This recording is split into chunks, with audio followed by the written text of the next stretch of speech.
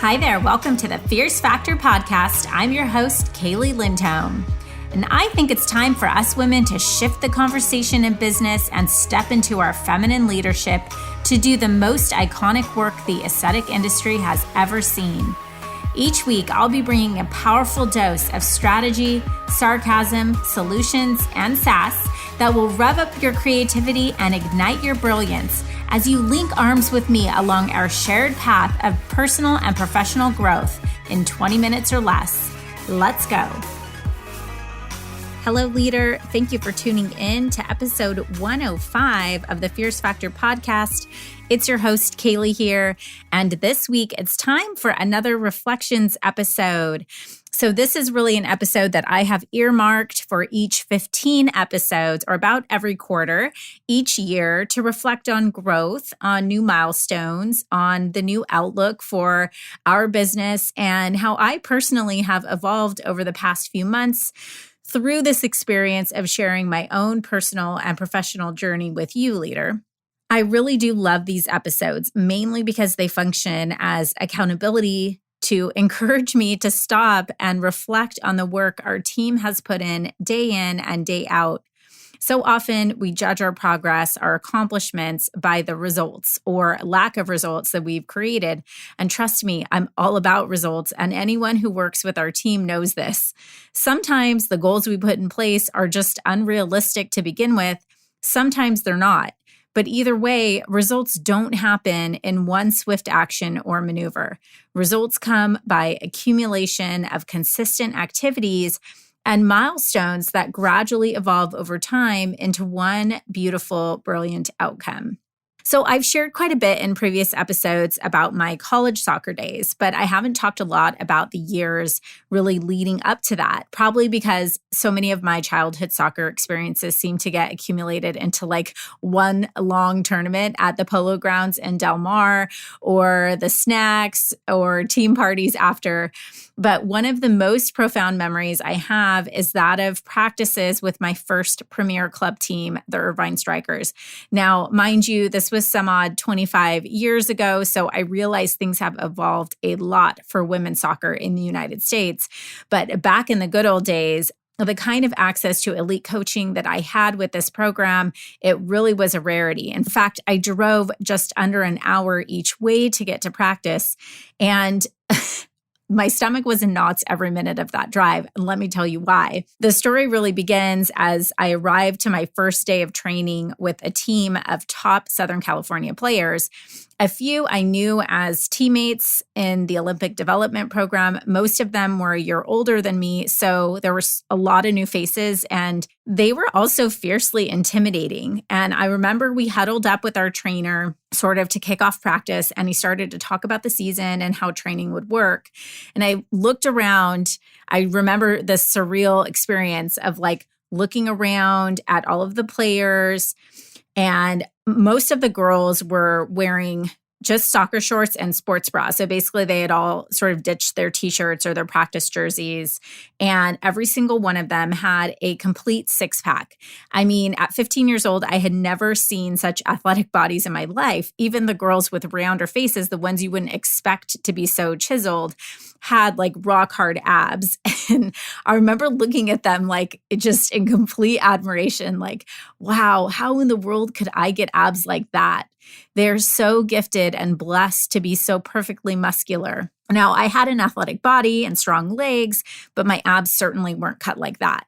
Then at some point, our trainer finished talking and he said, okay, time for your run. And the team captain turned off and led the way as we all set off on a run around the neighborhood. And my dad, of course, was over in the corner sitting on a low beach chair. And I looked over at him and he gave me that side eye that said, you better be the first one your coach sees come back through that gate. And I knew what that meant. And I ran and ran and ran and ran, and it felt like it never ended. I didn't have a sweet clue where we were going or when it would ever end. Remember, this was my first day with this new team. I just had to run faster than everyone else.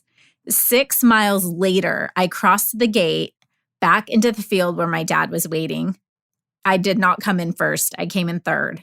And I walked to the side and I threw up. and I had given every ounce of effort. I really did. I gave everything I had, but I wasn't conditioned to run like that, and my body was revolting. I was disappointed with myself. Here I was, the out-of-shape newbie who not only couldn't show my new coach and trainer how fit I was, but I still had an entire 1.5 hour practice ahead of me, and I was dead. That year, I ran 6 miles before every single practice. This coaching staff believed that if we could learn to train, learn to focus, and play a technical game of soccer after total exhaustion, then we would be able to endure any game condition that presented itself. That year, I got 6-pack abs. I didn't think about my abs a single time after that initial scan and admiration of the team. I just put my head down and did the work, day in and day out, rain or shine, and the abs came. It was never about the abs, obviously. It was about the journey of what it took to get in shape, and that's how I got them. So use this as a parallel to raising a business. Without a principal focus on the journey, we are focused on the result, we're focused on the outcome, and we can begin to lose patience. We begin to doubt our advancement, and we start to feel deflated. Then we give up. So many entrepreneurs I work with quit or abandon a project way too soon. They feel drained by the imbalance of work in comparison to the outcome the work is generating. And this is real.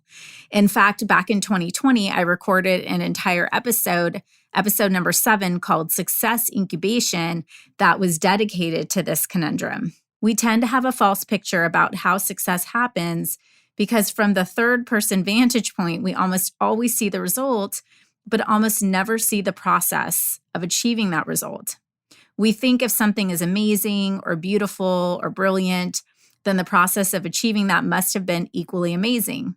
However, 99% of the time, it is in fact the total opposite. The process of accomplishing something significant is usually unsexy, painful, costly, and embarrassing. A goal in starting this podcast was to help expose this hidden underbelly of success. I mean, when in the history of traditional business education has anyone taught us about the emotional impact of building a business? The times you want to flat out quit, the times you question if it's all worth it, the times you have crippling imposter syndrome and stay stagnant out of total lack of confidence in yourself. What I have found is that successful people embrace the ideology that nothing works exactly as planned, but everything works the way it's supposed to. So essentially, they prepare to go all in because they are confidently prepared with and okay learning from their mistakes, the mishaps, or the blind spots. So essentially, they've developed both a toughness and a flexibility. They're able to bend, but not break. And they embrace the idea of slow and steady wins the race. They don't rush, but instead focus on doing it right and doing it sustainably. I'm always in awe when I see a 50 or 100-foot tall palm tree. That tree had to take root first as a planted seed. That seed had to sprout and germinate underground. And by the way, the longer the roots are underground, the slower the tree grows, but the sturdier and stronger it becomes. The more beautiful and fruitful it will become in blossom. Imagine if you're trying to rush a pregnancy. Like, I'm in such a hurry to have this dang baby that I'm just going to do whatever it takes to get it out of me. Asinine, right? The same holds true for business. When we're working to create something significant, it can't be rushed. Optimal results require giving yourself the grace and serenity to try things out, to change our minds, to see what works, to make mistakes, to create a business that flows in integrity with our lifestyle and our future goals. And as I reflect back on the past 15 weeks, the word that really comes to mind for me is undaunted. The definition of undaunted is not intimidated or discouraged by difficulty, danger, or disappointment. My girlfriend Julie sent me this quote today, and I thought it was perfectly fitting for this reflection. The quote read, "Be grateful that certain things didn't work out. Sometimes you don't even know what you are being protected from or where you're guided to when you're in the midst of chaos. That's when you just have to trust that greater things are aligning for you. Let go gracefully." So leader, I'm choosing not to make failure, mishaps, even trends and familiar or recurring roadblocks take meaning in my life. I will choose to focus on the input and trust the process. I'll eliminate and let go of the toxicity around me, of the negative thoughts, of the things that hold me back from becoming the woman who is capable of accomplishing my wildest dreams. I am confident that the same discipline that gave me six-pack abs will cultivate success beyond my wildest dreams. And I know it will for you too. Stay focused, leader. Play your own game and trust the process. Stay undaunted. You got this.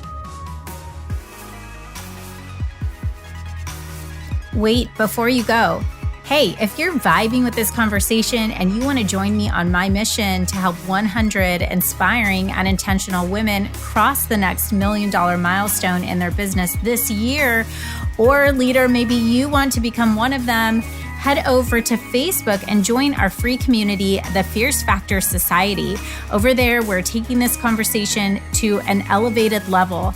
Get access to resource guides, podcast supplements, guideposts, and direct communication with me, my expert team, and of course, a society of fierce women making big moves and disrupting the status quo in aesthetic wellness. You can link directly through the show notes or head to Facebook and search the Fierce Factor Society. See you there, goddess.